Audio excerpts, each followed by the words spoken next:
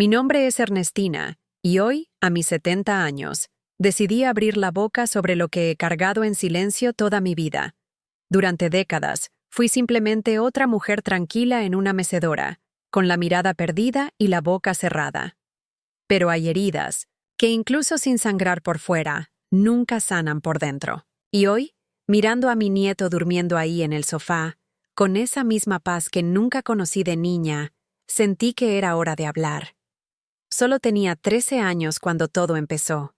Era una niña menuda, criada en un pueblo polvoriento del interior de Puebla, donde las mujeres aprendían a obedecer en lugar de pensar. Mi padre, don Laureano, era hombre de pocos gestos y muchas órdenes.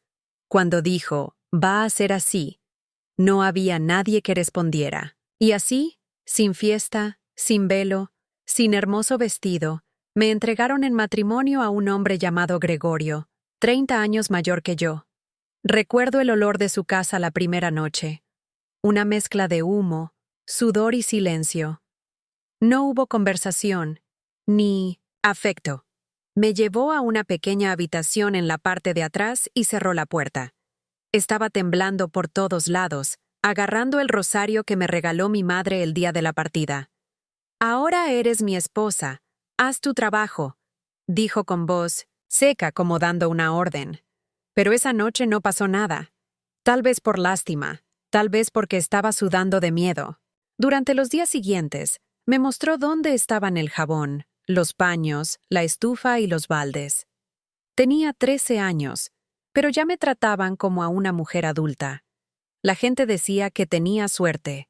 Mejor casarme temprano que morir de hambre. Murmuraban los vecinos mientras tendían la ropa en el tendedero. Pero no era hambre lo que sentía. Fue un dolor profundo, como si me hubieran arrancado algo. Una infancia, tal vez. Un sueño. Mi mundo se volvió gris, con olor a grasa, sartenes, quemadas y ropa sucia. Gregorio, a quien otros llamaban Don Goyo, era respetado en el pueblo, pues tenía tierras y buen ganado. Por fuera, era un hombre heterosexual. En el interior, era un pozo de silencio y control. Todas las noches cerraba la puerta del dormitorio con llave y me miraba como si observara algo que ya era suyo. Y yo, que apenas sabía lo que era ser mujer, comencé a entender lo que era ser propiedad. Nadie me preguntó cómo me sentía. Mi madre tampoco. El sacerdote tampoco. Ni siquiera yo. Mi cuerpo era demasiado pequeño para todo eso, pero a él no le importaba. Ya aprendí a morder la tela para no hacer ruido. A partir de entonces, mi historia ya no fue solo mía. Y comenzó un largo calvario que me costaría décadas de silencio y vergüenza. Los meses pasaban arrastrados como piedras en la espalda. Me despertaba antes del amanecer, barría el patio de tierra, encendía la estufa de leña y preparaba el café de don Goyo con las manos aún sucias de sueño. Comía en silencio, leyendo a veces un periódico viejo que traía de la ciudad. Nunca me preguntó nada, ni siquiera si estuviera bien. Para él, yo era como la silla en la que se sentaba. Útil, inmóvil, hecha para soportar peso. Cuando quedé embarazada ni siquiera sabía cómo decirlo. Pensé que se iba a enojar, pero simplemente dijo, era de esperarse. Y volvió a tomar su café con ese ruido que me daba ganas. A veces sangraba, pero a nadie le importaba. Las parteras dijeron que era normal, que el cuerpo de una mujer se adaptaba y que yo debía ser fuerte, como lo era mi madre. El parto fue en casa. Una noche larga, fría y llena de gritos que nadie escuchó, ni siquiera con las delgadas paredes de la casa. Nació un niño, con los ojos de su padre y la piel con imperfecciones como la mía. Estaba desgarrada, febril, con dolor hasta en los huesos de mi alma. Pero 2 días después, don Goyo entró en la habitación y dijo, sin acercarse, al pesebre, has descansado demasiado. Ahora vuelve a servirme. Eres mi mujer, es tu obligación. Lo miré sin entender. Estaba acostada sobre trapos manchados de sangre, con el pecho duro y magullado, intentando que el bebé amamantara. No esperó una respuesta. Simplemente me agarró la pierna y me arrastró al suelo de tierra. No grité. No lloré.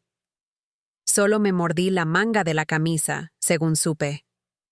A una mujer que acaba de dar a luz no se le hace eso, pensé. Pero allí, en esa casa, yo no era una mujer. Fue solo una posesión.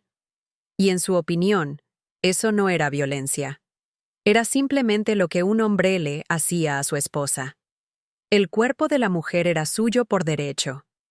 Nadie me explicó que podía decir que no.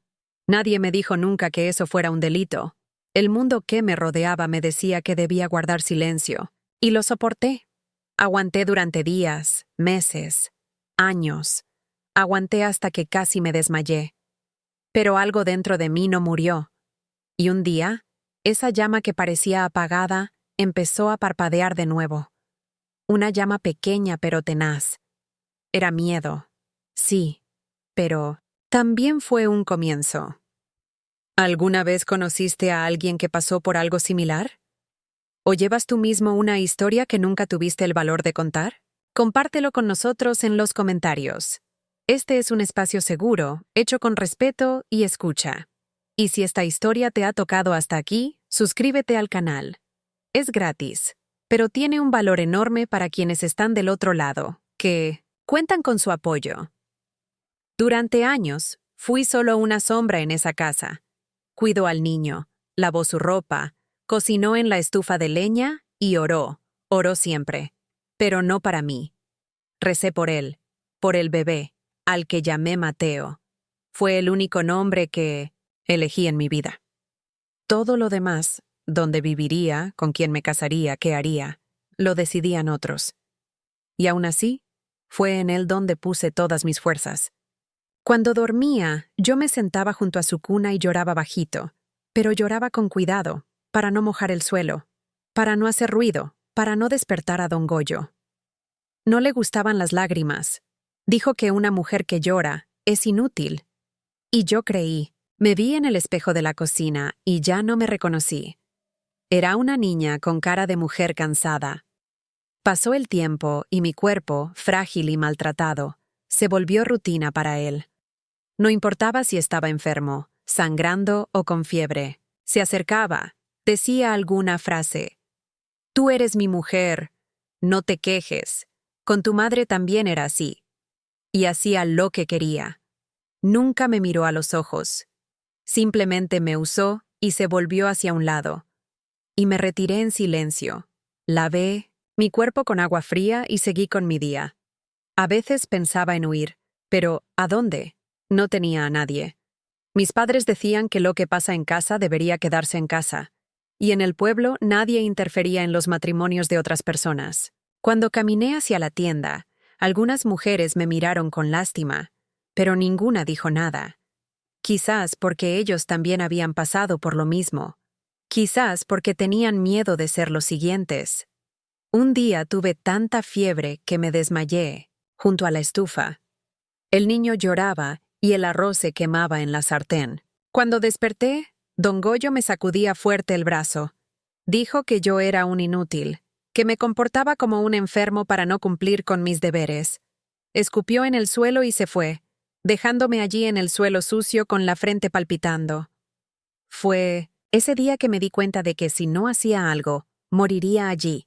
Moriría poco a poco, sin ataúd, sin vela, sin nadie que dijera mi nombre con cariño.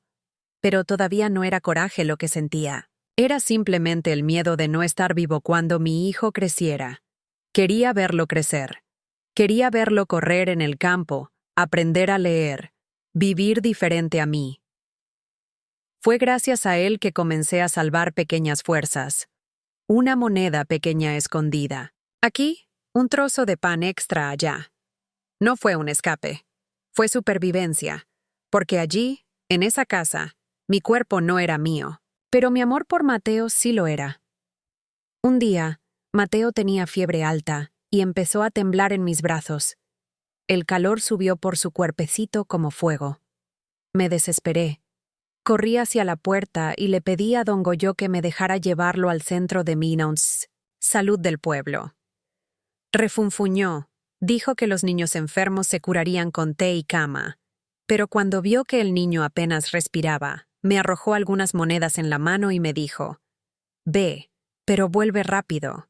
Y no gastes más que eso». Salí con Mateo envuelto en una manta, presionado contra mi pecho. Fue la primera vez en años que caminé por las calles sin sentirme avergonzado ante los ojos de los demás. Solo quería salvar a mi hijo. Al llegar a Minetzaitoitzi, la estación nos atendió una enfermera llamada Dolores. Era una mujer mayor, de rostro firme, pero ojos dulces. Me hizo sentar, examinó a Mateo y empezó a hacerle preguntas sencillas. ¿Desde cuándo tenía fiebre? ¿Comió bien? Y respondí a todo, como un niño tratando de no equivocarme. Pero luego ella me miró de otra manera. Sus ojos se detuvieron, en mis brazos delgados, en las marcas en mis muñecas, en mi rostro hinchado por viejos llantos. ¿Te estás cuidando?, preguntó con calma. Y fue entonces cuando se me hizo un nudo en la garganta. No podía hablar. Mis ojos se llenaron, pero mantuve la cabeza gacha. Ella no insistió. Me dio un té para el niño, un frasco de gotas y me dijo que volviera en 2 días. Cuando llegó el momento de partir, me tocó cariñosamente el hombro. Un gesto tan pequeño, pero que me desmoronó. Sentí mi pecho temblar. Fue la primera vez en mucho tiempo que alguien me tocó sin dolor, sin presión. De camino a casa, pensé en ella. Cómo un extraño podía verme más que todas las personas con las que vivía. La idea seguía dando vueltas dentro de mí. Quizás no era invisible. Quizás mi dolor fuera real. Y en ese momento sentí que si tenía un empujón más, tal vez tendría fuerzas para hacer algo. En los días siguientes regresé al puesto según lo acordado. Dolores siempre me recibió amablemente. Me ofreció agua, preguntó por el niño. Y poco a poco fui contando cositas. Primero, dije que mi embarazo fue difícil. Luego le dije que vivía con mi suegro. Mentir. Pero así era más fácil. Escuchó en silencio, a veces tomando nota, otras veces simplemente asintiendo. Y fue durante esta escucha que mi voz empezó a emerger del agujero donde había sido enterrada. Empecé a comprender que no era normal vivir con miedo, que mi cuerpo no era una carga, que tal vez había vida fuera de esa valla. Mateo empezó a mejorar, y yo caminaba a casa desde la clínica con una extraña mezcla de alivio y angustia. Alivio de ver a mi hijo respirar mejor y comer nuevamente. Angustia al saber que regresaba a la misma casa donde la puerta se cerraba por dentro, y el silencio de mi sufrimiento estaba amortiguado por delgadas paredes. Don Goyo nunca me preguntó cómo era. Solo quería saber cuánto había gastado. Un día, incluso revisó mi falda en busca de monedas que creía que había escondido. Decía que una mujer inteligente era una pícara. No respondí. Simplemente fui al dormitorio y me apoyé contra la pared, con los ojos fijos en el techo de tejas agrietadas. Había algo diferente en mí, una inquietud. Era como si lo que había vivido fuera de esas 4 paredes ya no cabiera dentro.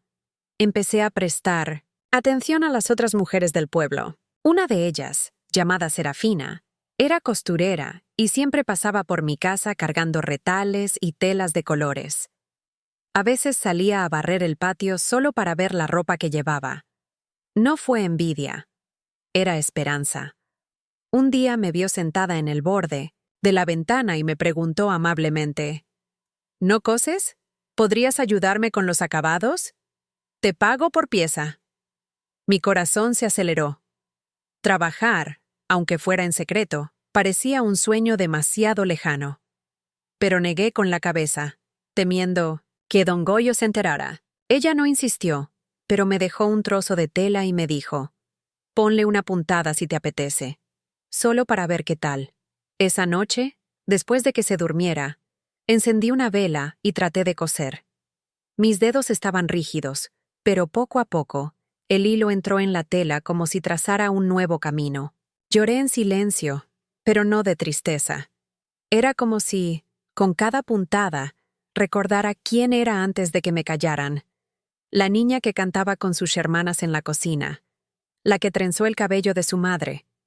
Esa Ernestina todavía existía, solo que estaba escondida bajo mucho dolor. En la siguiente cita con la enfermera Dolores, tomé la tira de tela que llevaba en el bolsillo y se la mostré. Sus ojos se llenaron de agua. Ella dijo, «Aún estás vivo». Yeso seguía resonando dentro de mí. Sí, lo estaba. Y si todavía estuviera vivo, tal vez podría salir de allí. Quizás no sería fácil, quizás saldría caro, pero lo que ya había pagado con el cuerpo y el alma, nadie me lo devolvería. Entonces, por primera vez, sentí algo firme dentro de mi pecho. No fue ira, fue suficiente. Después de ese momento que creció dentro de mí, comencé a observar todo, con más atención. Las veces que se fue don Goyo, cuánto tiempo estuvo fuera, los caminos que tomó. Cada detalle se convirtió en un cálculo. Ya no solo quería sobrevivir, quería irme, pero irse con Mateo, sin dejar ningún rastro que nos llevara de vuelta a ese infierno. Le hablé poco a Dolores sobre esto. Solo dejó salir fragmentos, para no despertar sospechas. Ella era inteligente. No hizo demasiadas preguntas. Simplemente dejó mensajes entre líneas. «Tengan cuidado con aquellos que escuchan más de lo que hablan», dijo. Y aprendí. Las noches se volvieron más tensas. Fingí dormir cuando llegó don Goyo borracho, cubierto de tierra y sudor. A veces me golpeaba, con el pie, diciendo que tenía frío como un pez muerto. Otros simplemente se tumbaban y roncaban como si nada existiera. Cada día le perdía más miedo, pero todavía necesitaba parecer sumisa. Si sospechaba, todo habría terminado. Empecé a guardar trozos de pan en el fondo de la lata de maíz y unas monedas de cobre dentro de un calcetín viejo. Doblé la telaque, me dio Serafina y la escondí entre los trapos del suelo. Fue poco, pero eso es lo que tenía. Mateo ya caminaba y hablaba pocas palabras. Cuando me llamó mami, me ardía el pecho. Él era mi razón. Era para él para quien cosía por las noches, incluso cuando estaba cansada. Fue por él que soporté los gritos y la humillación, sabiendo que algún día sería diferente. Le pedí a Serafina una solapa más grande. Me lo entregó sin decir nada, pero sus ojos decían que lo sabía. No me preguntó nada, pero dejó un pedacito de pan en el bolsillo de su delantal. Pequeños gestos, pequeñas fuerzas, como piedras que reafirman el suelo donde planeaba pisar. Luego llegó la noche en que decidí probar el tomacorriente. Le dije a don Goyo que iba a comprar arroz a la tienda de la esquina y tomé a Mateo en brazos. Caminé lentamente, con el corazón en la garganta. Fingí ir a la venta. Esperé un rato y regresé. Ni siquiera se dio cuenta. Estaba durmiendo sobre la mesa, con la botella volcada. Fue en ese momento que comprendí que la salida era posible, que el mundo exterior todavía existía, aunque casi lo hubiera olvidado. Y lo más importante, que podría llegar hasta él. Llegué a casa, puse a Mateo en su cuna y me acosté a su lado, con la cara hacia la pared. Pero no lloré. Solo respiré profundamente. Por primera vez me sentí como si estuviera viva. Que el 100% plan, por pequeño que fuera, ya estaba en marcha. Y que pronto, esa casa ya no sería mi tumba. Me desperté antes del sol, como siempre. El suelo de arcilla estaba frío, y el olor a humo de la estufa del día anterior todavía flotaba en el aire. Miré a Mateo, durmiendo con su manita agarrando mi vieja bufanda, y me sentí dividida entre el miedo y la urgencia. Ya había esperado, demasiado. El coraje no vendría con un destello. Con pequeños pasos llegaría a donde necesitaba estar. Entonces me vestí con mi ropa habitual. Me até el pelo con un paño gastado y coloqué a Mateo boca arriba, firmemente, con el chal que me había dejado mi madre. Salí con la excusa de comprar hierbas para el estómago de Mateo. Le dijo a don Goyo que la fiebre había vuelto. Él simplemente refunfuñó y me arrojó algunas monedas sucias. Con suerte, volvería borracho y solo notaría mi ausencia cuando se puso el sol. Caminé hacia el pueblo, con el corazón acelerado en el pecho. No pude correr. Tenía que parecer natural. Al llegar al centro de salud fui directo a buscar a Dolores. Estaba organizando unos papeles, pero cuando me vio, lo supo de inmediato. Su mirada era la misma que las veces anteriores, pero esta vez había algo más. Determinación. Firmeza. Me llevó a un pequeño cuarto al fondo, donde se guardaban las medicinas y por donde casi nadie pasaba. Cerró la puerta y me preguntó, ¿es hoy? No podía hablar, solo negué con la cabeza. Ella no dijo nada más. Sacó un papel y me pidió que repitiera mi nombre completo y el de Mateo. Luego me preguntó si tenía dónde quedarme.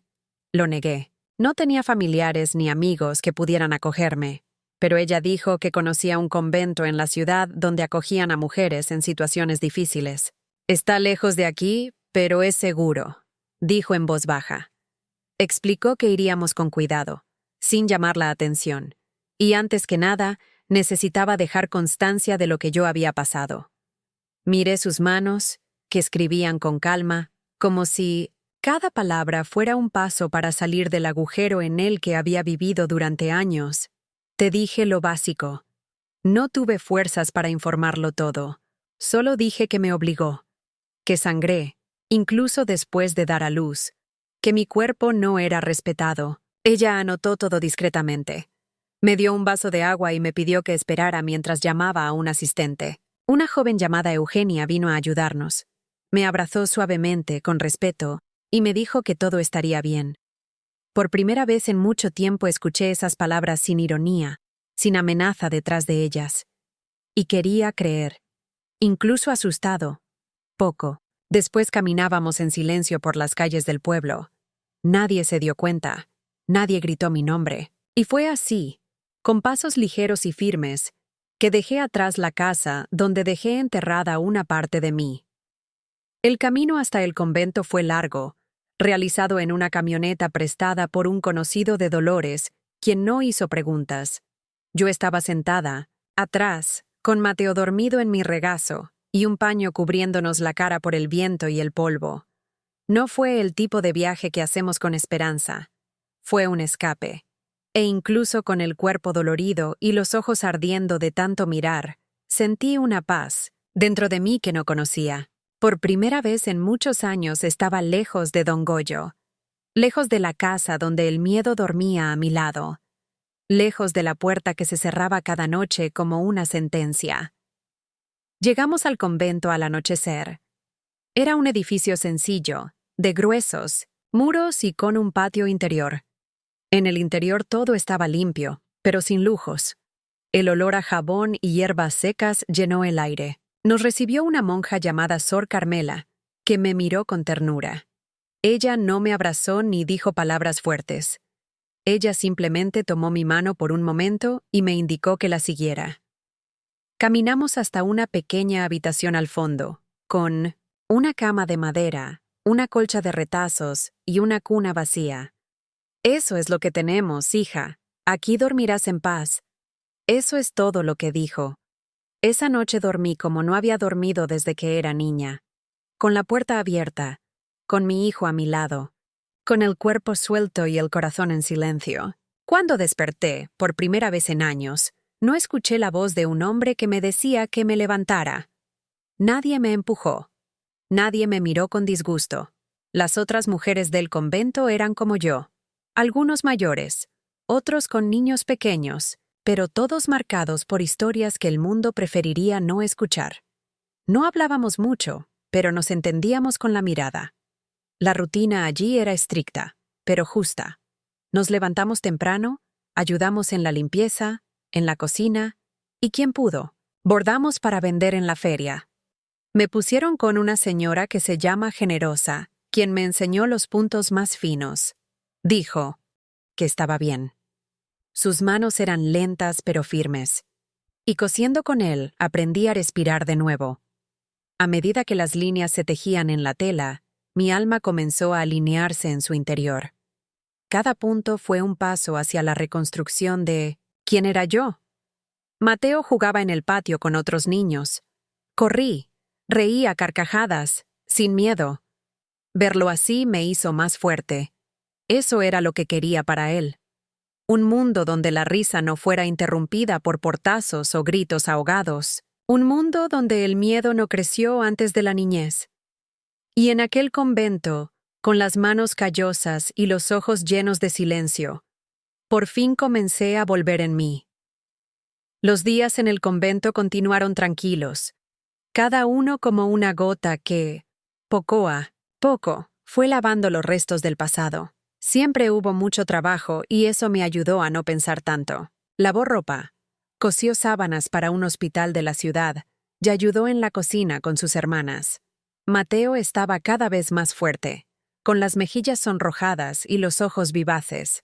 Los otros niños lo llamaron para jugar, y él corrió por los pasillos, riendo a carcajadas. A veces me detenía en la puerta del dormitorio y miraba desde lejos, sin que él se diera cuenta.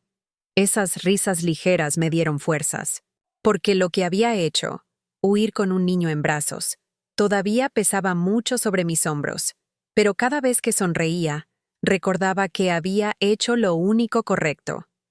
Una mañana me llamó Sor Carmela. Tenía un papel en la mano y una expresión más seria de lo habitual. Era un documento. Allí estaba el nombre de don Goyo, hallado del mío. Es el proceso de presentación de informes, dijo. Las autoridades están empezando a investigar. Quieren saber si usted cumplirá lo que declaró. Sentí que mis piernas se debilitaban. Nunca me llamaron para firmar nada. Nadie me preguntó nunca si confirmaba un dolor. Sostuve el papel con manos temblorosas. Leí lo que tengo. Las letras se confundieron, pero entendí lo esencial. Estaba ante algo que podía cambiarlo todo. Para siempre. Firmar ese documento no fue solo un acto. Fue una ruptura con todo lo que me habían enseñado desde pequeña. Que mujer no se queja. Que el marido es dueño del cuerpo. Que la vergüenza es de la esposa, nunca del agresor. Sor Carmela no insistió. Solo dije, no estás solo. Decidas lo que decidas, estamos contigo. Miré a Mateo, que en ese momento dormía, en una estera junto a la ventana, y pensé, si no hice esto por mí, tendría que hacerlo por él.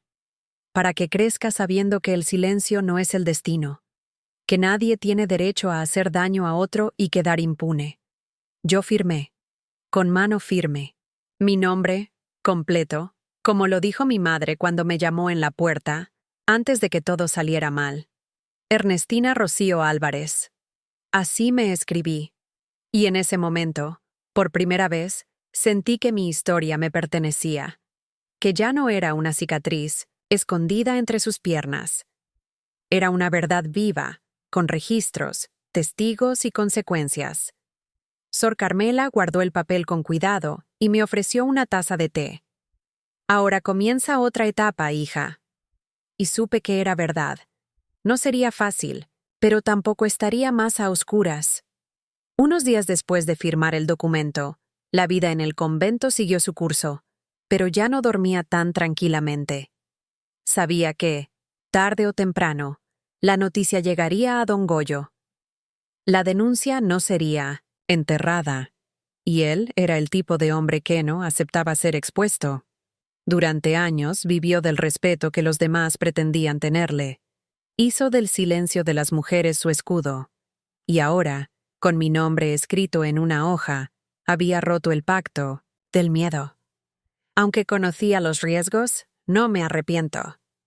Pero lo sentí. Sentí cada ruido de la calle como una advertencia, cada sombra como una amenaza.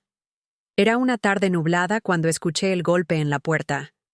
No fue un golpe cualquiera. Fue seco, directo, como alguien que quiere hacer una declaración. Sor Carmela me llamó con el ceño fruncido. Dijo que un hombre pidió hablar conmigo. La sangre se heló en mis venas. Cargué a Mateo en mi regazo y les pedí que lo llevaran al patio. Bajé las escaleras lentamente, con el corazón martilleando en mi pecho. Cuando llegué a la puerta vi que no era don Goyo. Era un hombre con traje claro, sombrero gastado y maletín en la mano. Se presentó como delegado. Dijo que necesitaba escuchar mi historia una vez más, esta vez en presencia de un trabajador social. Entramos al pequeño cuarto de costura, donde habían improvisado una mesa. Sacó algunos papeles de su maletín y empezó a hacer preguntas. Todo, con calma, pero sin dudarlo. Quería saber cuándo había comenzado el abuso. Si hubiera testigos. Si tuviera pruebas. Le expliqué todo, del matrimonio forzado a los episodios posteriores al parto. No omití lo que hizo. Hablé con firmeza, aunque sentía las manos frías por dentro.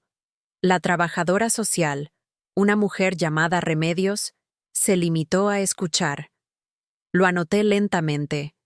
Sus ojos, sin embargo, nunca dejaron los míos.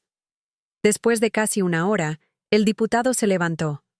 Dijeron que continuarían el proceso, pero que yo necesitaba mantenerme a salvo. Si aparece aquí, avísenos. Ya ha sido notificado. Le di las gracias, sin saber exactamente qué significaba eso en la práctica.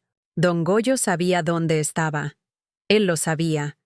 Y ahora también supe que ella no estaba en silencio. Regresé a la habitación con las piernas temblorosas. Levanté a Mateo y lo abracé fuerte. La besé en la frente y susurré: «Mami no dejará que nadie te lastime». Esa noche me senté en la cama, mirando por la ventana, hasta que el cielo se iluminó. No fue el miedo lo que me mantuvo allí. Fue vigilancia. Fue cuidadoso. Ya había elegido luchar. Ahora era el momento de resistir. 3 días después de la visita del delegado, me di cuenta de que algo andaba extraño. Las monjas estaban más tensas, susurrando entre ellas y mirando discretamente hacia la puerta principal del convento. Yo, que pasaba la mayor parte del tiempo en el cuarto de lavado, comencé a notar un movimiento inusual cerca de la entrada, hasta que al final de la tarde, Sor Carmela me llamó urgentemente. Cuando entré a su oficina, ella fue directa. «Ernestina, hoy estuvo aquí don Gregorio. Tocó la puerta, gritó tu nombre, dijo que vino a buscar lo que es suyo». Sentí que el dimium suelo desaparecía bajo mis pies. Por un segundo, todo mi cuerpo se congeló. Esas palabras me cortaron el pecho como un cuchillo. «¿Cuál es el suyo?» Así me vio. Como un objeto perdido, una cosa. Ni una mujer, ni una madre, ni un ser humano. Tragué fuerte. «¿Y qué dijiste?», pregunté casi sin voz. Sor Carmela respondió con firmeza. «Dijimos que aquí no vive ninguna mujer con ese nombre». Él insistió, pero se fue. Dijo que volvería. Le di las gracias, pero no pude decir nada más. Mis rodillas temblaron y ella me tomó del brazo. «Aquí estás a salvo. No entrarás sin nosotros. Y si insiste, acudiremos a las autoridades». Asentí en silencio, pero por dentro, el pánico me azotaba de nuevo como un animal viejo. Esa noche acosté a Mateo y me senté junto a su cuna, con la vela encendida. Ella repitió su nombre en voz baja, como si eso pudiera protegerlo. Cada sonido, afuera sonaba como un paso. Cada ladrido de perro me hacía temblar. Y sin embargo, no me arrepiento. No volvería. Ya había ido demasiado lejos para dar marcha atrás. Solo ahora lo supe. Estaba cerca. Él sabía dónde estaba. E incluso con el caso en manos de los tribunales, todavía creía que podía recuperarme. Al día siguiente, una de las monjas que ayudaba en la cocina me dio una nota. Ella era de Remedios, la trabajadora social. Dijo que había encontrado un lugar en un albergue en otra ciudad, más alejada. Un lugar discreto, con más estructura, donde realmente podría empezar de nuevo. «Si aceptas, saldremos de madrugada, sin avisar a nadie», se escribió. Doblé el papel y lo sujeté con fuerza. Mi corazón latía rápido. Irse de nuevo, esta vez más lejos, significó desaparecer para siempre. Empezando de cero, con un nombre que nadie se atrevería a decir en voz alta. Miré a Mateo, que jugaba con un botón de madera en el suelo, y respiré hondo. Quizás esa fuera la respuesta. Quizás un nuevo comienzo requiera distancia, silencio y coraje. No dormí esa noche. Me senté en el borde de la cama, con la nota entre mis dedos y mis ojos fijos en la ventana. La vela se derritió lentamente, y el olor de la cera mezclada con el jabón del convento se pegó en mis fosas nasales como una advertencia de que ese lugar, aunque seguro, ya no era un refugio. Si Don Goyo había llegado hasta aquí, era solo cuestión de tiempo que intentara algo peor. No aceptó que le contradijeran, no aceptó ser denunciado, y, sobre todo, no aceptaba que una mujer como yo, que él creía de su propiedad, tomara las riendas de su propia vida. Al amanecer fui a la habitación de Sor Carmela, toqué la puerta con cuidado, y pronto se abrió. Tenía los ojos hundidos por la preocupación, pero no dijo nada. Él simplemente asintió, como si ya supiera mi decisión. Fui a la despensa. Saqué una muda de ropa para Mateo, otra para mí, y una bolsita de lona donde puse lo que quedaba de las monedas que había escondido desde los días en casa de Don Goyo. ¿Serían suficientes para empezar? Yo no lo sabía. Pero ahora, más que nada, necesitaba salir. Remedios llegó poco antes del amanecer. Llevaba una blusa de lana gastada y una expresión seria. El coche está esperando en la carretera secundaria. Es un taxi. Ya está pagado. Tenemos que irnos antes de que los vecinos del pueblo se despierten. Vestí a Mateo con cuidado. Todavía estaba somnoliento y lloriqueaba. Envolví su cuerpecito con el chal de mi madre, el mismo que usé el día que me escapé de la casa donde empezó todo. Era lo único que llevaba de ese pasado, además de las marcas que nadie vio. Salimos por un lateral del convento, en silencio. Las piedras del suelo todavía estaban frías. Pasamos el pequeño jardín y por un momento me di la vuelta. Miré el edificio sencillo, el patio donde Mateo había dado sus primeros pasos, y sentí una opresión en el pecho. Ese lugar había sido refugio, pero ahora era el momento de seguir adelante. Remedios abrió la puerta del auto, me ayudó a subir y colocó a Mateo en mi regazo. El conductor no dijo nada. Él simplemente comenzó y siguió. En el camino nadie habló.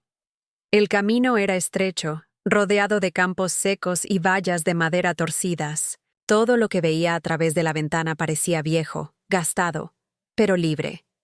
Por primera vez iba a un lugar donde Don Goyo no podía alcanzarme. Y aunque lo intentara, ahora había récords. Ahora había nombres. Ahora había gente de mi lado. A cada kilómetro el dolor seguía acompañándome, pero el miedo empezó a quedar atrás. Cuando el coche finalmente se detuvo, ya era tarde en la mañana. El sol estaba alto y el calor hacía que el sudor corriera lentamente por mi nuca. Remedios bajó primero y me ofreció su mano. Salí con cuidado, colocando a Mateo en mi regazo. El lugar era una casa sencilla, pintada de blanco, con pequeñas ventanas y rejas de hierro. Una mujer con un vestido azul y el pelo recogido nos recibió en la puerta. Su nombre era Ermelinda. Dijo poco, pero con firmeza. Dijo que allí vivían otras mujeres que también habían huido, cada una con su propia historia. No se harían preguntas, no se requeriría ningún nombre. Me llevaron a una habitación compartida con otra chica llamada Adela. Ella era más joven que yo, tal vez ni siquiera 20 años. Llevaba un bebé pequeño y una mirada que había visto mucho más de lo debido. Los primeros días apenas intercambiamos palabras. Cuidaba a su hijo con precisión, como quien aprende a hacerlo todo sin problemas. Y la entendí, sin necesidad de saber qué le había pasado. Las mujeres en ese lugar tenían el mismo tipo de silencio, uno que no necesitaba ser explicado. Mateo pronto se acostumbró. Jugaba en el patio con otros niños. Corría detrás de las gallinas. Se reía de las hormigas y de las hojas secas. Observé todo desde lejos, con una mezcla de alegría y recelo.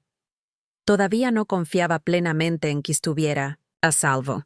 Dormía con los oídos abiertos y la puerta presionada contra él. Cada vez que alguien llamaba, mi cuerpo se estremecía por reflejo. Pero poco a poco me permití respirar de otra manera. El miedo todavía vivía dentro de mí, pero dejaba espacio para otros sentimientos. Curiosidad, esperanza y unas ganas inmensas de volver a ser dueña de mi historia. Remedios visitaba el refugio de vez en cuando. Trajo noticias del proceso, pero dijo poco de don Goyo. Dije que lo llamaron a declarar, que negó todo, que dijo que yo era un mentiroso, un desagradecido. Ya me lo esperaba. Un hombre como él nunca admitiría sus crímenes. Pero ahora ya no dependía de su palabra. Hubo testimonios. Había papeles.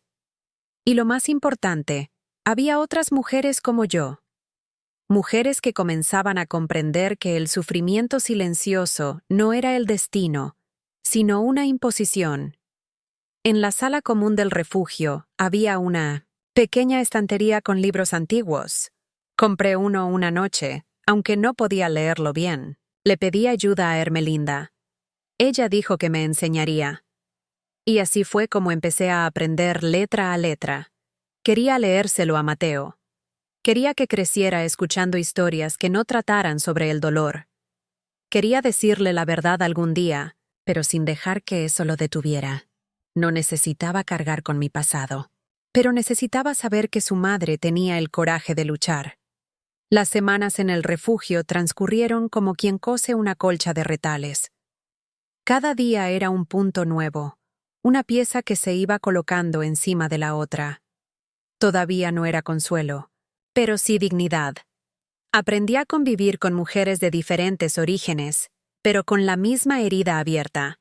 Algunas lloraban por las noches, otras hablaban solas mientras lavaban la ropa. Y también había quienes no decían nada, solo miraban por la ventana como si estuvieran esperando a alguien que nunca vendría.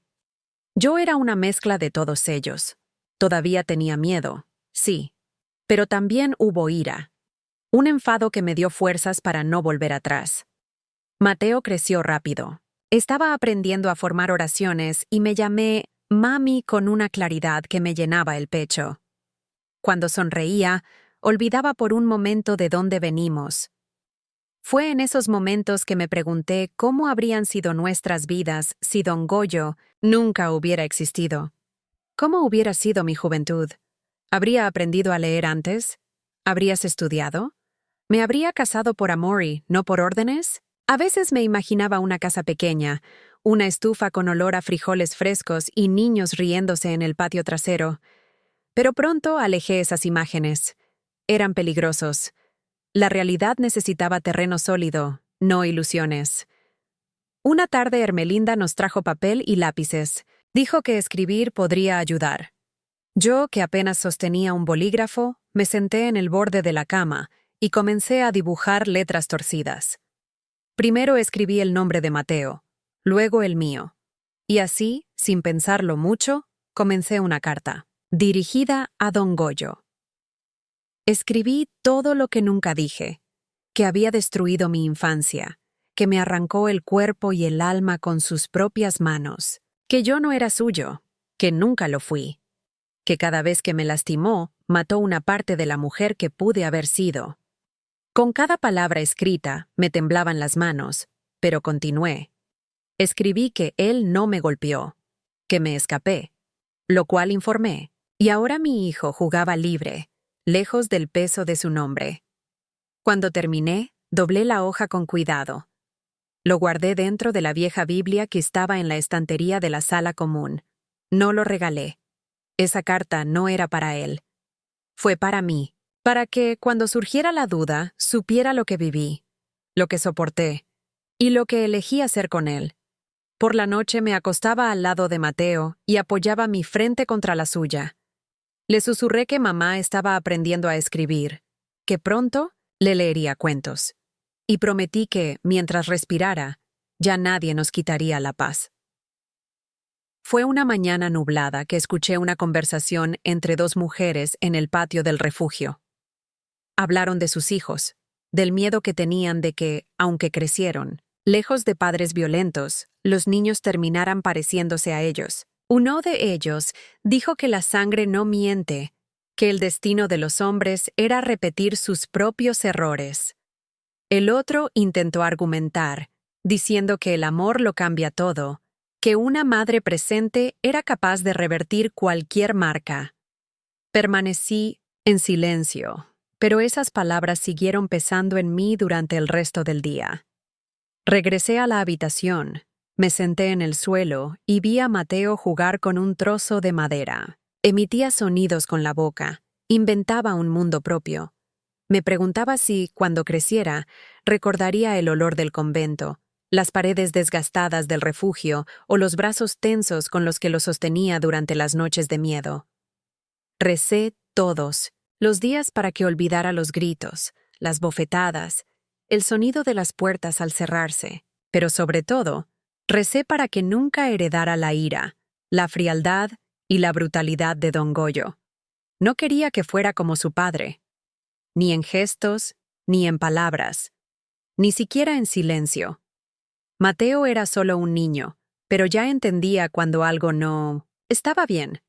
Cuando las otras mujeres lloraron, les trajo paños para secarlas. Cuando escuché la palabra papá, me quedé en silencio. Nunca preguntó por don Goyo. Y nunca dije tu nombre. Lo preferí así. Era como si él no hubiera existido. Como si al no decirlo estuviera borrando su presencia de la vida de mi hijo. Pero sabía que algún día vendría la pregunta, y tendría que decir la verdad.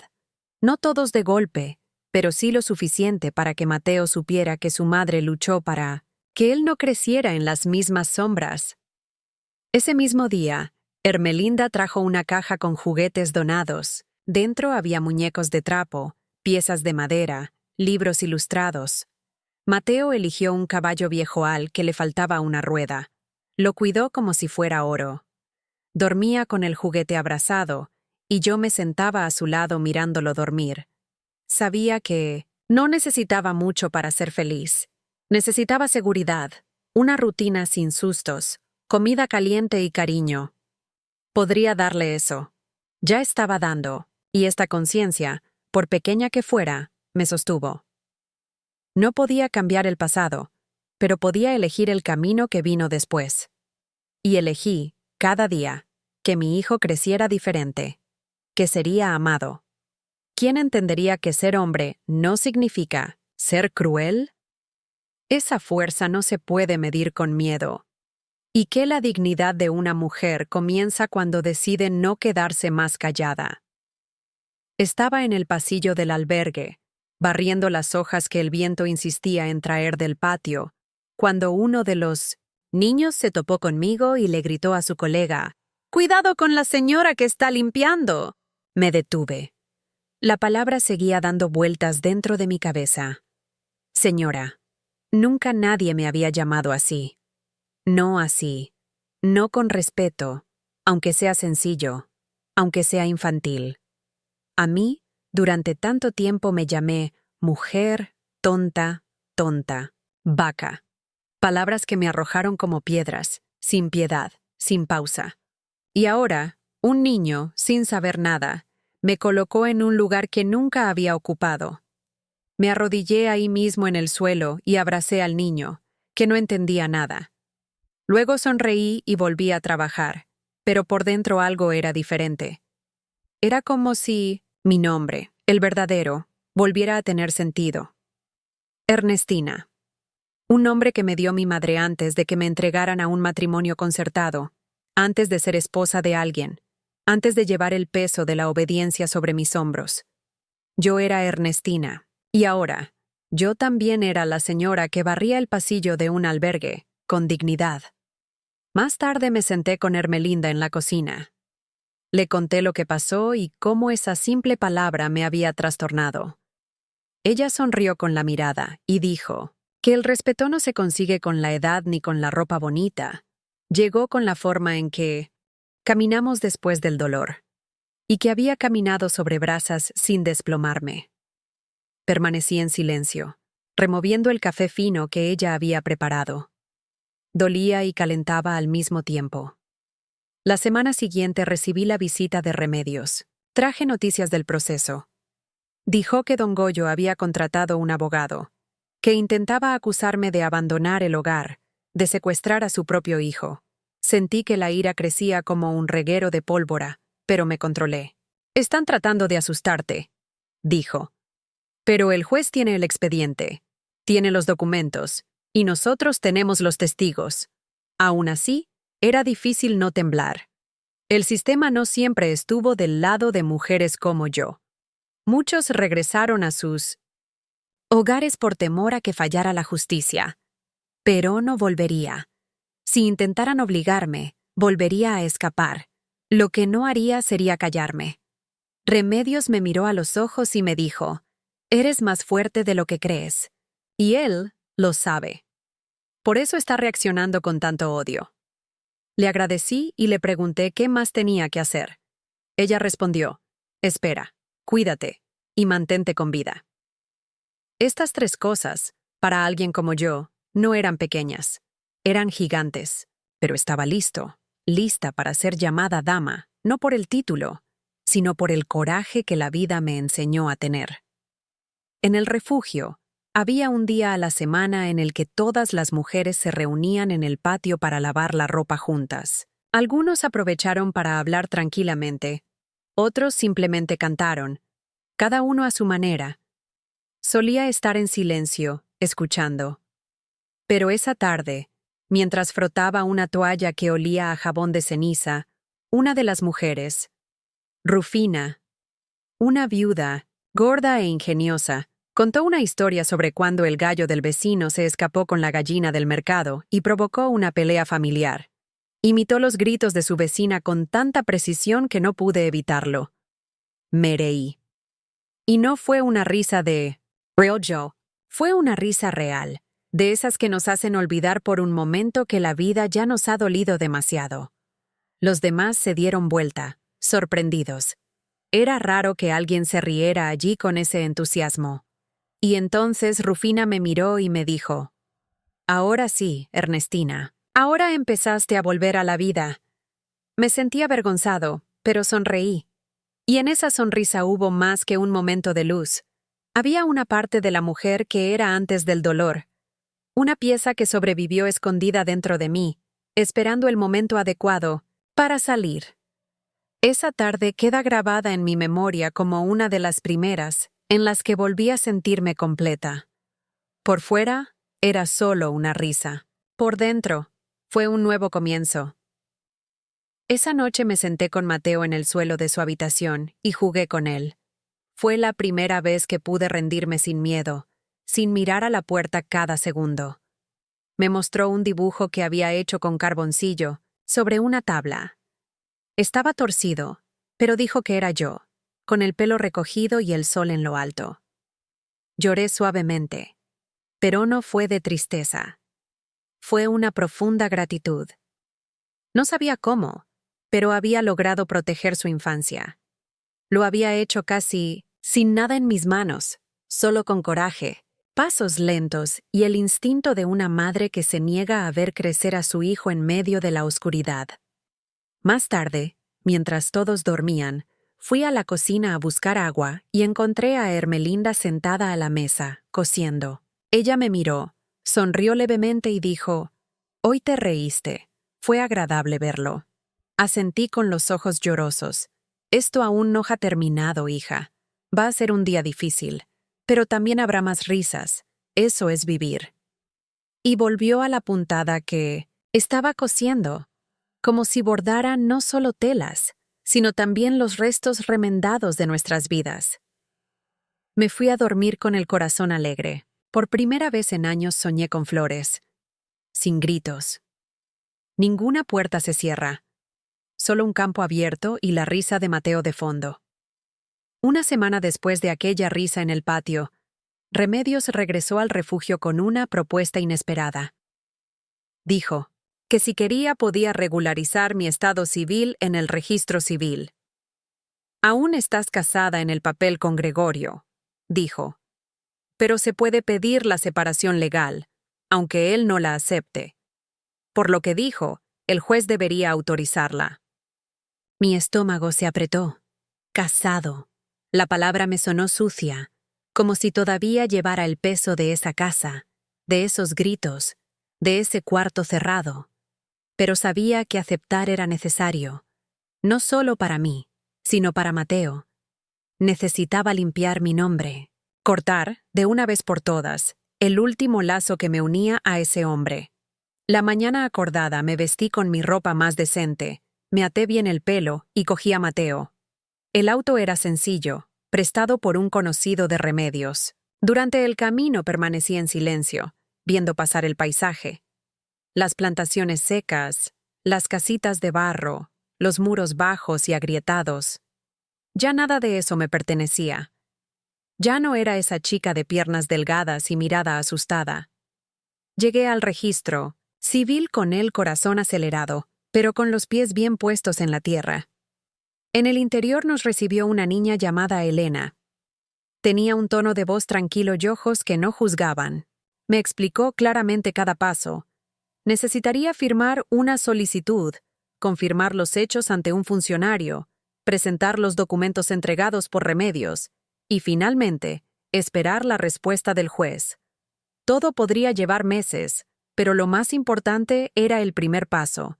Y ahí estaba yo, sentada en una dura silla de madera, con Mateo jugando en el suelo, a punto de declarar que ya no era la esposa de nadie.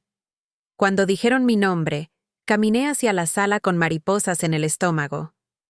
Me senté frente al empleado, que llevaba gafas y hablaba en voz baja. Me preguntó si confirmaba los informes. Dije que sí. Me preguntó si había riesgo para mi vida. Dije que sí. No pidió detalles. Él simplemente asintió y me entregó un bolígrafo. Yo firmé. Por segunda vez en poco tiempo, tracé mi nombre en un papel como quien planta un árbol.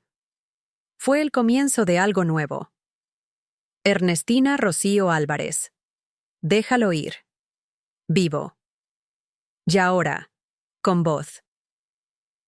Salí de la oficina de registro con una opresión en 1900 ton, el pecho y una ligereza en los hombros. Remedios me abrazó y dijo que había sido muy valiente, pero no fue coraje lo que sentí, fue una necesidad. Y cuando la necesidad es grande, el coraje surge de lugares que ni siquiera sabíamos que existían. Esa noche escribí en mi cuaderno. Hoy comencé a nacer de nuevo, con el mismo nombre, pero con otra historia. A medida que pasaban los meses en el refugio, comencé a observar más de cerca a las mujeres que me rodeaban. Ya no solo estaba sobreviviendo, ahora estaba aprendiendo. Escuché. Lo arreglé. Cada mujer allí llevaba dentro de sí un mundo de dolor que, poco a poco, se iba deshaciendo en pequeños gestos. Una lágrima durante la oración. Una barra de pan partida en la cocina. Una vuelta ofrecida incluso en silencio. Eran señales de que, aunque estábamos marcados, todos estábamos vivos. Adela, por ejemplo, nunca había dicho qué la llevó allí, pero una mañana, mientras estábamos lavando la ropa juntas, ella me miró y me dijo: «Eres valiente. No pude denunciarlo. Simplemente me escapé». Eso seguía dando vueltas en mi cabeza, porque ella no era menos valiente por ello. Huir también. Requiere fuerza. Dejar todo atrás, afrontar lo desconocido, llevar en brazos a un niño que tiene hambre y miedo. Eso también fue una lucha. La miré y le dije: «Denuncia o escapa, lo que importa es que estás viva. Y tu hijo también». Ella sonrió con los ojos llorosos. Y por primera vez sentí que mis palabras también podían servir a los demás. Poco a poco, otros empezaron a abrirse. Rufina dijo que la golpearon con el cinturón, a pesar de que estaba embarazada. Hermelinda confesó que su padre la entregó como pago de una deuda cuando ella tenía 14 años.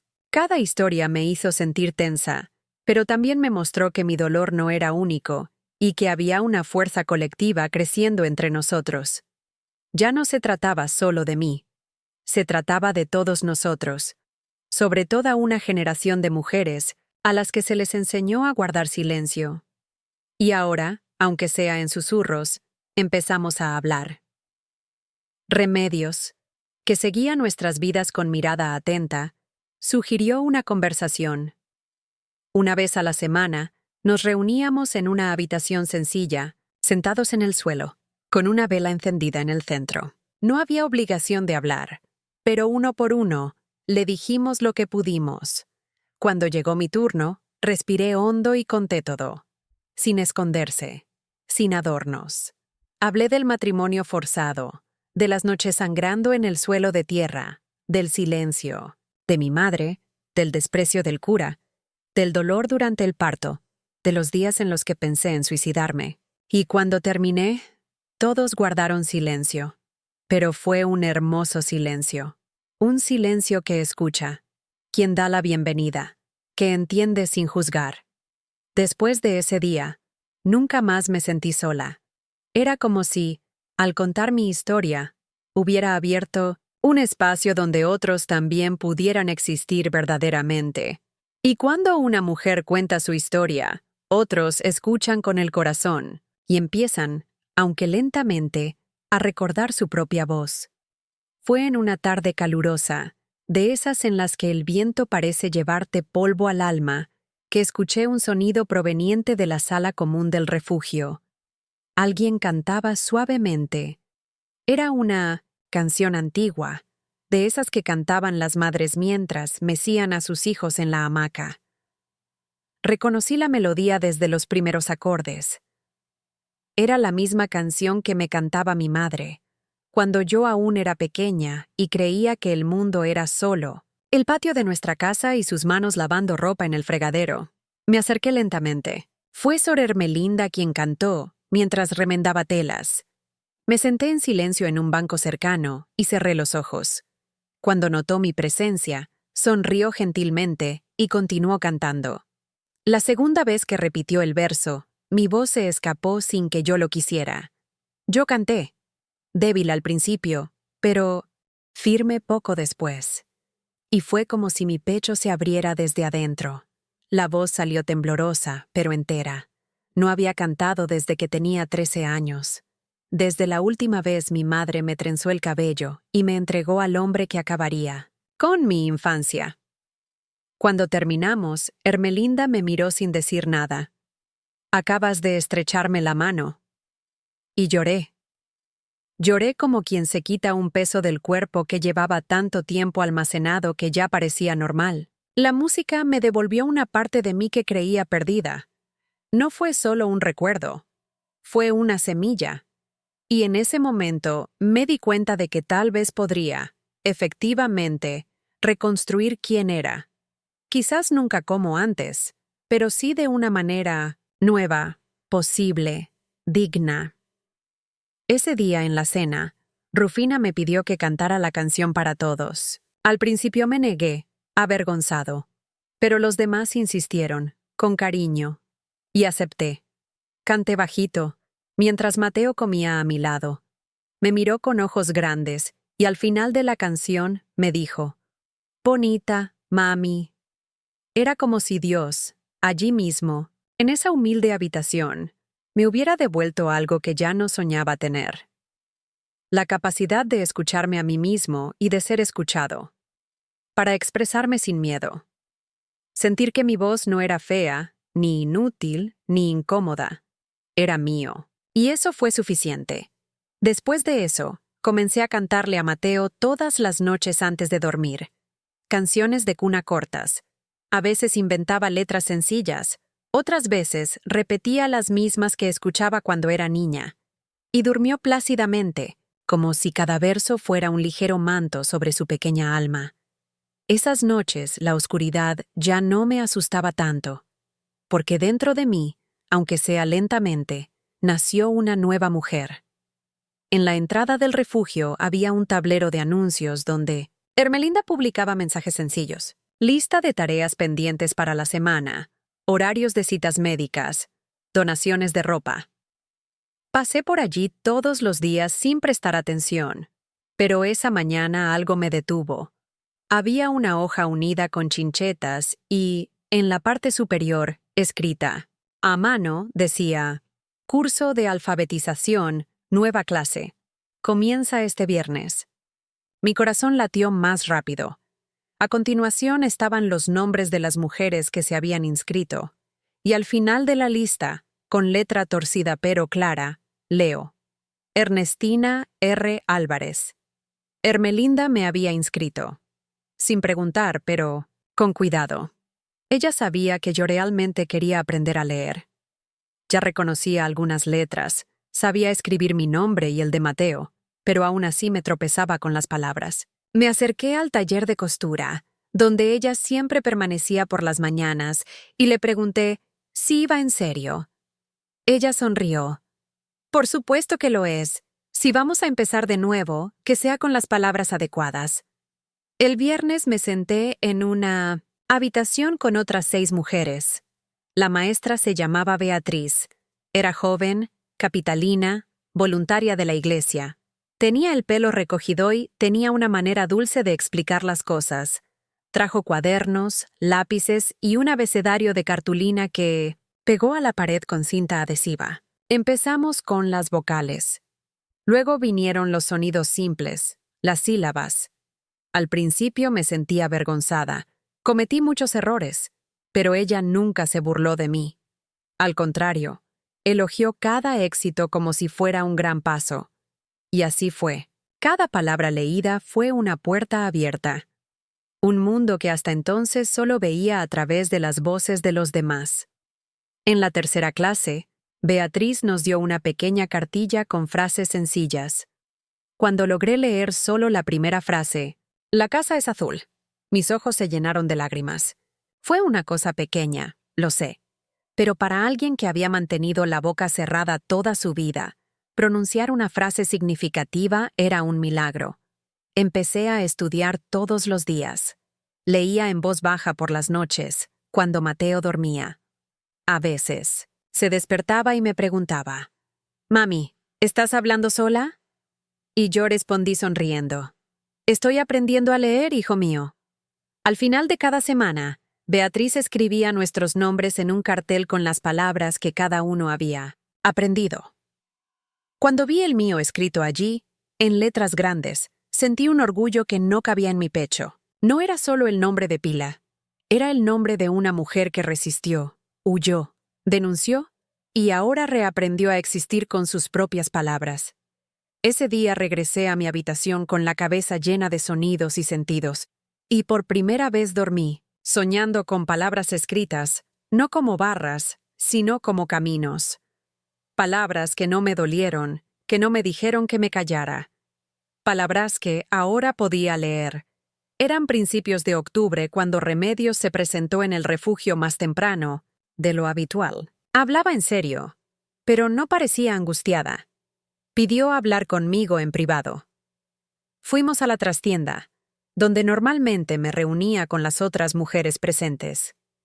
Me senté en silencio, con las manos en el regazo. Remedios abrió una carpeta de cuero, sacó un sobre amarillento y lo colocó sobre la mesa. «Vino del juez», dijo con voz tranquila. «La decisión ha sido tomada». Mi corazón empezó a latir más rápido. La decisión. Algo que, durante meses, no sabía que vendría. Lo que podría significar el fin de una larga cadena de abusos. Abrió el sobre con cuidado y sacó una hoja estampada con el escudo del gobierno en la parte superior. Leí despacio. Dijo que el juez reconoció los informes, que las pruebas presentadas fueron suficientes. Dijo que, oficialmente, quedé liberado de mi relación con don Gregorio. Que mi nombre, a partir de ese momento, ya no estuvo ligado al suyo. La separación se concedió por riesgo a la integridad física y emocional. El niño permanecerá bajo su custodia. Escuché cada palabra como si me estuvieran lavando por dentro. Remedios me entregó una copia del documento. Lo sostuve con ambas manos. Intenté leer con mis ojos todavía aprendiendo. Las palabras eran difíciles, pero el significado era claro. Yo era libre. No en el sentido romántico, no como los que cantan en los cerros, verdaderamente libre. Sobre el papel, ante la ley. Don Goyo ya no podía reclamarme como su esposa. Ya no podía presentarme con un papel en la mano diciendo que tenía derechos sobre mí o sobre Mateo. Regresé a la habitación con el papel doblado en el bolsillo. Me senté en la cama y miré a mi alrededor. Allí todo era sencillo. La manta, raída, el armario con pocos vestidos, los zapatos de suela gastada. Pero en ese momento sentí que eso era riqueza. No había oro, pero sí paz. Y la paz, para quienes han vivido durante años con el estómago apretado por el miedo, es más valiosa que cualquier moneda. Le mostré el papel a Ermelinda. Lo leyó atentamente, me besó en la frente y me dijo: «Ahora nadie puede decir que no tienes nombre». Guardé la hoja dentro de mi cuaderno, junto a la primera frase que logré leer solo, porque aquí estaba el principio y el medio de una larga lucha. Todavía no sabía cómo sería el final, pero ya no me importaba. Lo más importante fue que ahora, por primera vez, podía elegir mis próximos pasos. Esa noche le dije a Mateo que mamá había ganado una batalla muy difícil. No entendió todo, pero me abrazó fuerte. Y en ese abrazo sentí que la justicia no era solo una firma. Era un pedazo de dignidad que volvía a vivir dentro de mí. Era una mañana normal en el refugio. Acababa de poner a Mateo a jugar con otros niños en el patio cuando Ermelinda me llamó urgentemente. Su rostro estaba más tenso que de costumbre. «Ernestina, hay alguien en la puerta pidiendo hablar contigo. Dijo que es de tu familia». El suelo pareció temblar bajo mis pies. ¿Familia?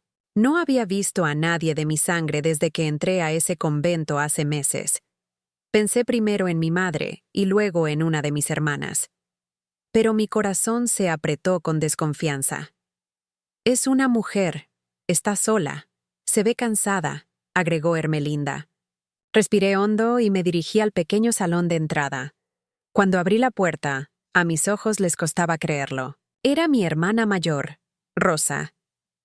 El tiempo había cambiado su rostro, pero su mirada seguía siendo la misma.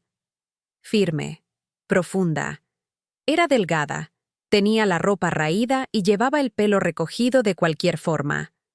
Nos miramos fijamente durante largos segundos antes de que ella dijera algo. «Escuché de una mujer en el pueblo. Dijeron que te escapaste y que tu nombre apareció en un informe. Vine a ver si era cierto». No me moví. Su voz me transportó a nuestra infancia, a los días en que jugábamos, con muñecos de trapo, antes de que la vida nos separara y silenciara.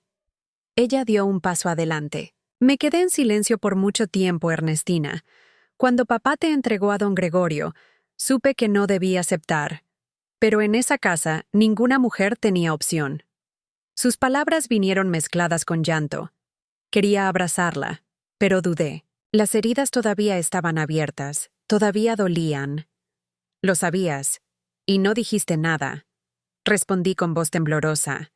Rosa asintió con los ojos llorosos. «Tenía miedo, como tú, pero hiciste lo que yo no tuve el coraje de hacer. Te fuiste». Nos quedamos allí, en silencio, sentados en 2 bancos de madera. Dijo que mi madre se había enfermado, que mi padre apenas hablaba de mí. Dije que mucha gente del pueblo empezó a comentar mi denuncia, algunos con desprecio, otros en secreto, como quien se permite soñar con la libertad. «Las mujeres están escuchando tu nombre, Ernestina, y algunas empiezan a preguntarse si ellas también pueden irse». Esa frase me sacudió por dentro. Nunca imaginé que mi historia, contada con dolor, pudiera ser de utilidad para nadie más que para mí. Rosa solo se quedó esa tarde. Él no pidió quedarse, ni yo me ofrecí.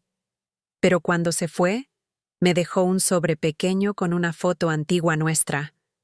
Nosotras 2, con trenzas y vestidos sencillos, sonriendo en el patio de casa. Guardé la imagen dentro del cuaderno donde apunto mis primeras lecturas, porque aquí estaba la prueba de que mi historia era real, y que, incluso después de tanto silencio, algunas puertas empezaron a abrirse, no solo para mí, sino para muchos otros. Beatriz, la niña que nos enseñó a leer, apareció en el patio una tarde de fuerte viento, con un maletín bajo el brazo y un pañuelo atado a la cabeza para protegerse del polvo. Había un brillo en sus ojos que no podía nombrar. Me llevó aparte, lejos de las otras mujeres, y me dijo en voz baja: Ernestina, tengo algo que proponerte. Mis ojos se entrecerraron, sospechosos. Ya me habían propuesto muchas cosas en la vida, casi todas malas, pero ella sonrió tranquilamente. Y continuó: La escuela del pueblo necesita a alguien que ayude con los niños más pequeños. No es un puesto oficial, pero es una oportunidad. ¿Lo aceptarás? Me quedé sin palabras durante unos segundos. Escuela, niños, trabajar. De repente, el mundo parecía demasiado grande. Yo, que apenas sabía juntar palabras, que apenas empezaba a leer, ¿podría estar en un lugar donde me enseñaran? Beatriz continuó, como adivinando mis pensamientos. No hace falta que lo sepas todo. Ayudarás con la limpieza, organizando el material, acompañando a los más pequeños en el recreo. Pero aprenderéis juntos, y recibiréis una ayuda en efectivo. Poco, pero es justo. Respiré profundamente.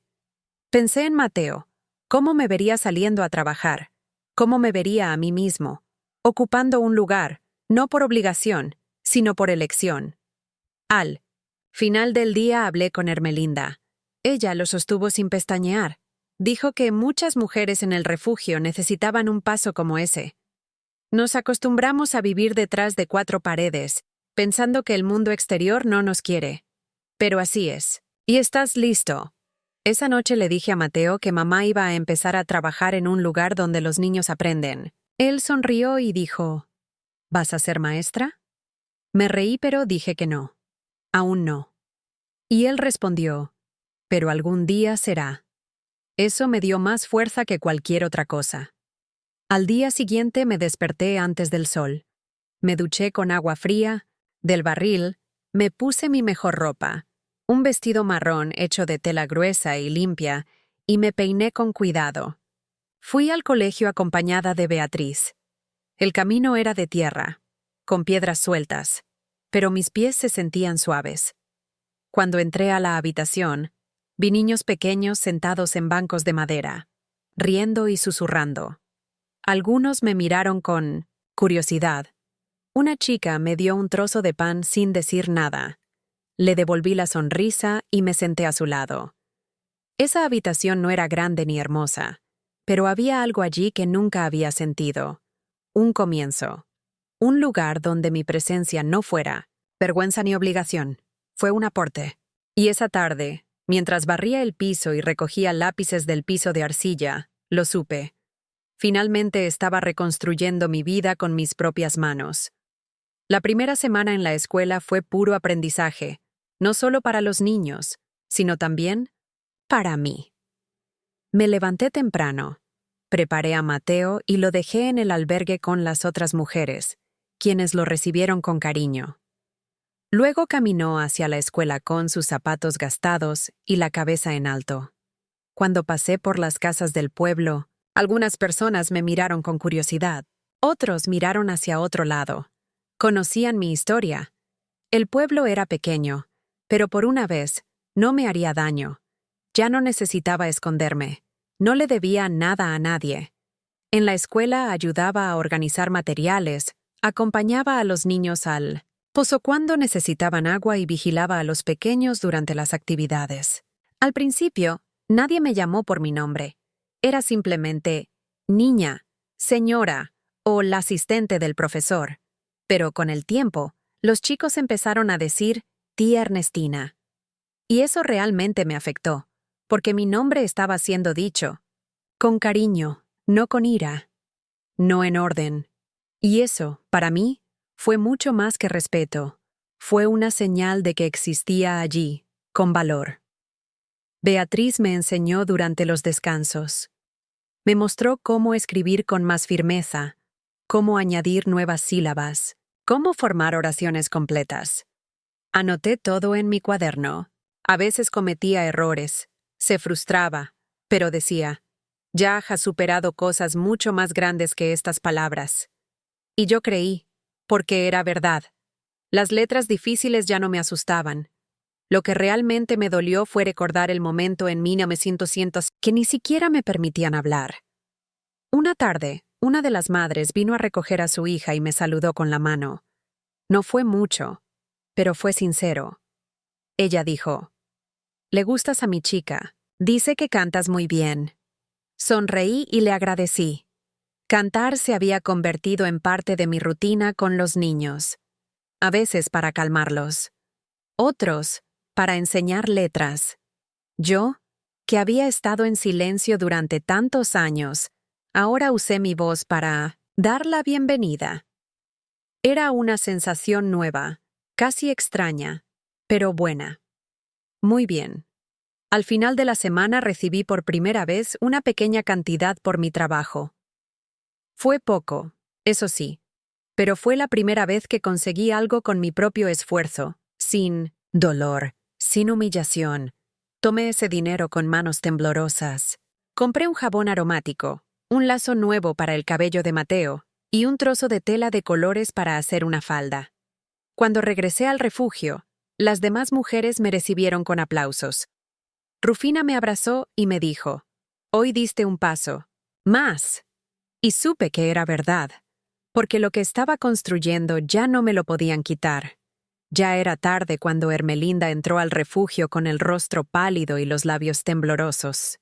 Yo estaba en el patio con Mateo, ayudándolo a atar un trozo de tela al juguete que llamaba caballo. Cuando vi su aspecto, lo supe de inmediato. Algo andaba mal. Se acercó lentamente, se sentó a mi lado y habló en voz baja, para no asustar a los demás. «Don Gregorio pasó hoy por el pueblo. Preguntó por usted. Dijeron que estaba con un hombre extraño, un desconocido. Nadie respondió, pero dejó un mensaje. Dile que estoy cerca». Sentí que la sangre se me escapaba de la cara. Sostuve a Mateo con fuerza. Mi cuerpo temblaba como el primer día que me escapé de su casa. Sabía que, aún con la separación legal, aún con el proceso, él no lo aceptaría. Era un hombre orgulloso, educado para mandar y acostumbrado a controlar. Y ahora, herido en el orgullo, podía hacer cualquier cosa. Pero al mismo tiempo, algo dentro de mí permaneció en pie. Ya no era la niña que lloraba escondida en el gallinero. Yo era una mujer con un nombre, con un hijo, con una historia que ahora se estaba difundiendo. Y ya no huiría más. No otra vez. Esa noche dormí con la puerta cerrada y un palo debajo del colchón. Pero no perdí el sueño. Me quedé despierto, pensando en lo que haría si él apareciera, si gritaras mi nombre en la puerta, si amenazaste con entrar. Revisé mentalmente cada paso, llamar a Remedios, emprender acciones legales, proteger a Mateo. Y sobre todo, mantén la calma. Porque ahora, por primera vez, no estaba sola. Al día siguiente fui a la escuela como siempre. Caminé con paso firme, mirando cada rincón del camino. Nada. Solo polvo y el canto de unos gallos a lo lejos. Beatriz notó mi tensión y preguntó. Le dije en pocas palabras. Ella escuchó y respondió con dulzura pero sin ablandarse. Él no puede tocarte. Ya no. Pero si viene, estaremos de tu lado. Y supe que ella decía la verdad. Por primera vez, la gente estuvo dispuesta a protegerme. No por deber, sino por respeto. Regresé al refugio con más cuidado. Ermelinda había reforzado el candado de la puerta. Las otras mujeres estaban en alerta. Rufina caminaba con un palo escondido, en el delantal. ¿Y yo? Decidí que no dejaría que el miedo silenciara la alegría que estaba reconstruyendo. Le canté a Mateo por la noche. Leí una página de mi cuaderno en voz alta y dormí con él abrazado a mi pecho, como un escudo hecho de amor. Don Goyo podía intentar lo que quisiera, pero él no sabía que ahora yo tenía algo que él nunca tuvo: coraje y verdad. 2 días después de la noticia de que don Gregorio paseaba por el pueblo, Remedios apareció inesperadamente en el albergue, acompañada de 2 hombres serios, vestidos, con trajes oscuros y zapatos polvorientos. Uno de ellos se presentó como agente judicial y el otro como empleado de la fiscalía. No conocían mi cara, pero sabían mi nombre. Los recibí en el cuarto donde solía coser Ermelinda. Mateo se quedó jugando en el patio, observado por las demás mujeres. Me senté lentamente, con los ojos fijos en mis manos, mientras me explicaban el motivo de su visita. Señora Ernestina, recibimos información de que el señor Gregorio Álvarez está violando el orden legal de distanciamiento y está tratando de localizarla con fines de intimidación, dijo uno de ellos, directamente. Asentí. Estaba en el pueblo. Me buscó. El agente anotó todo en una pequeña libreta. Preguntó si había hecho algún contacto directo. Lo negué. Pero era cuestión de tiempo. Lo sentí. Explicaron que gracias al avance del proceso y el reconocimiento de mi denuncia, existía la posibilidad de solicitar una medida de protección más estricta. Pero eso depende de tu decisión, agregaron. Los miré a ambos con firmeza. Ya había huido demasiado. Me había quedado demasiado callado. Había soportado demasiado. Quiero esta protección. Para mí y principalmente para mi hijo. Ellos asintieron y me entregaron un papel. Lo firmé con manos firmes. Esta vez, ningún temblor. Cuando se fueron, Ermelinda me abrazó. Dijo que ahora teníamos más apoyo. Y sabía que era verdad, pero también sabía que la protección oficial era una cosa y la vigilancia diaria era otra. Fue en la mirada atenta de las mujeres del refugio, en las puertas blindadas, en el cuidado de los caminos, que sustentamos nuestra supervivencia.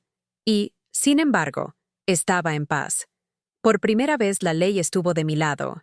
Y eso, para una mujer como yo, fue un logro. Esa noche, me senté con Mateo a la luz de una lámpara y le leí. Una historia, sencilla, sobre animales del campo. Sonreía con cada palabra que lograba decir sin tropezar. Leíste muy bien, mamá. Y pensé, ¿quién sabe? Pronto a mí, a quien me enseñaron a bajar los ojos, ahora me enseñaron a mirar al frente.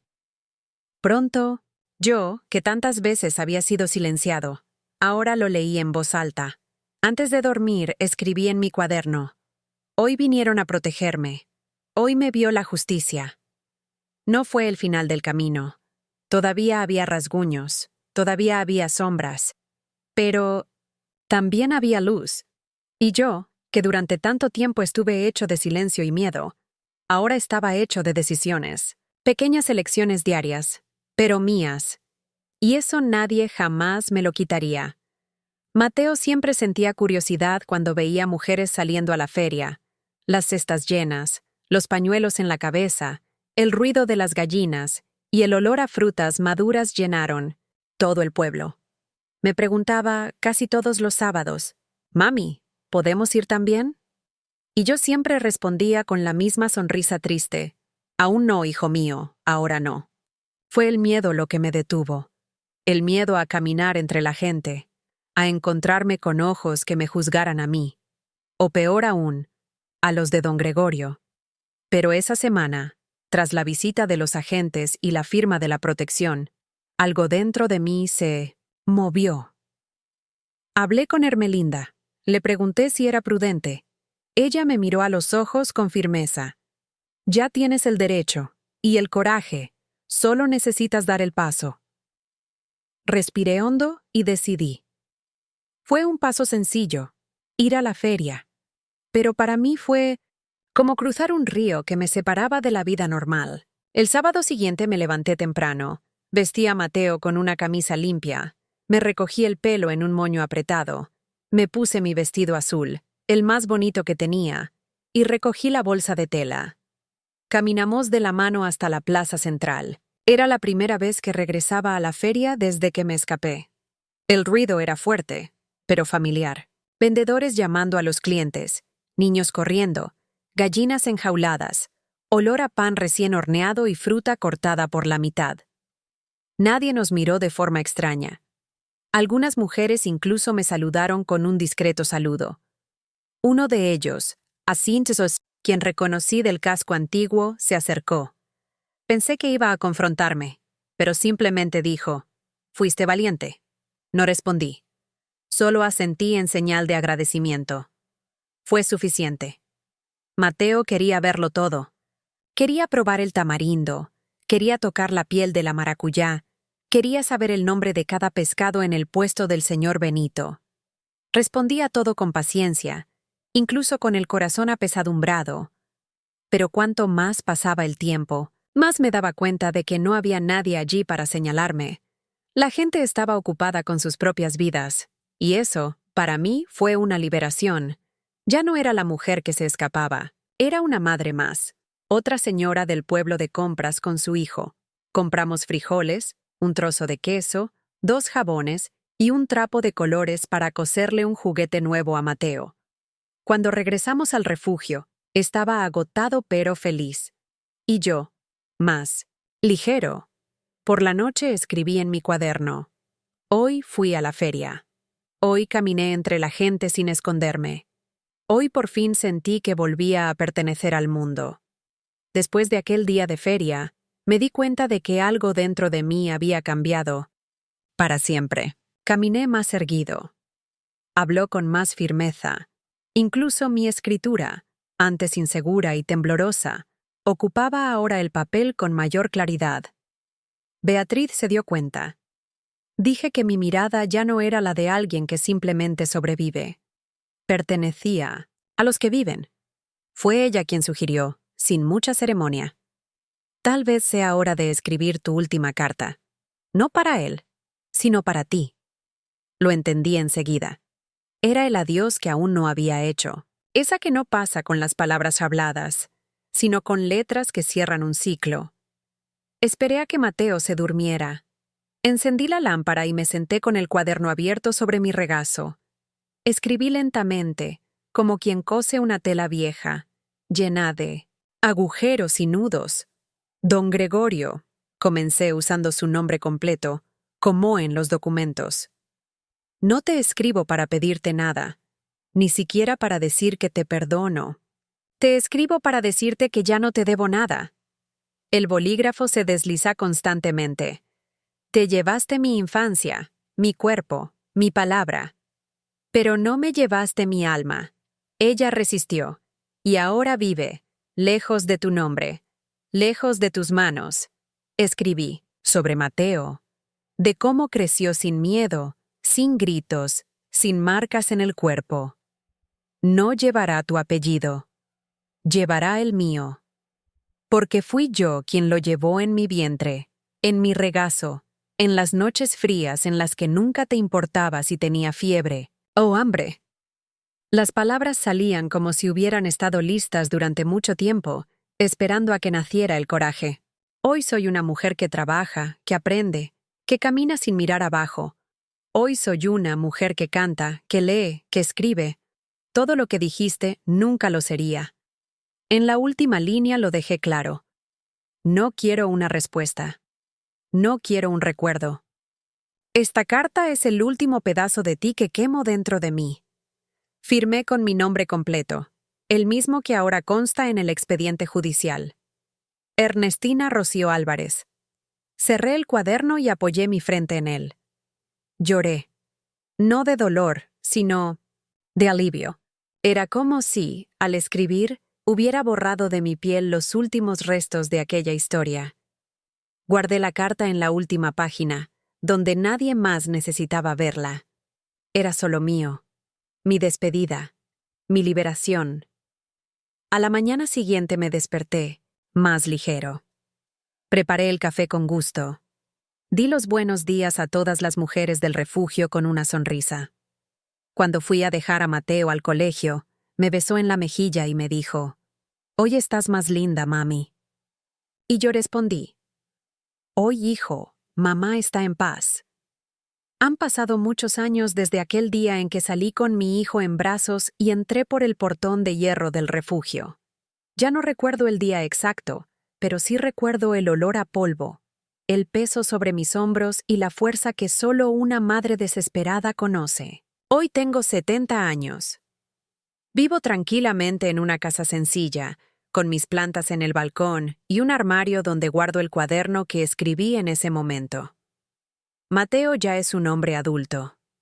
casado, padre de 2 hermosas niñas, me visita todas las semanas con una bolsa de pan recién hecho y un beso en la frente. A veces me pide que le vuelva a contar cómo pasó todo. Me siento con él en el patio, mientras sus nietas corren por el patio, y le digo: fue muy difícil, hijo, pero fue allí donde descubrí quién era yo. Me escucha atentamente, como si cada una de mis palabras fuera oro. Y tal vez lo sea, porque es raro que una mujer de mi generación pueda contar su propia historia con la frente en alto. Muchos fueron silenciados, otros olvidados. Pero yo, por alguna razón, seguí de pie. Y ahora puedo hablar. Después de dejar aquella casa donde viví, con don Gregorio, reconstruí mi vida paso a paso. Aprendí a leer, a escribir, a confiar en la gente. Trabajé en la escuela durante muchos años, primero ayudando y luego como empleada. Enseñé a otras mujeres, escuché muchos dolores y vi algunos de ellos florecer ante mis ojos. El refugio se convirtió en mi refugio durante mucho tiempo, hasta que logré alquilar una pequeña habitación y mudarnos con Mateo a una vida propia. Nunca fui rico, pero nunca más me faltó dignidad. Remedios, la mujer que me tendió la mano cuando nadie más quería, ya es mayor como yo. Todavía intercambiamos cartas, y ella siempre me escribe: eras una de las más fuertes. No sé si lo estaba, pero sé que fui testarudo, que luché por mí mismo cuando nadie más lo haría, que enfrenté el miedo, aunque estaba temblando, que hice lo necesario para proteger a mi hijo. Y solo eso, para mí, vale la fuerza. Hoy, cuando me siento en este porche y miro el tiempo pasar por las calles de tierra, siento una especie de paz que no conocí en mi juventud. No estoy hecho de odio, ni de venganza.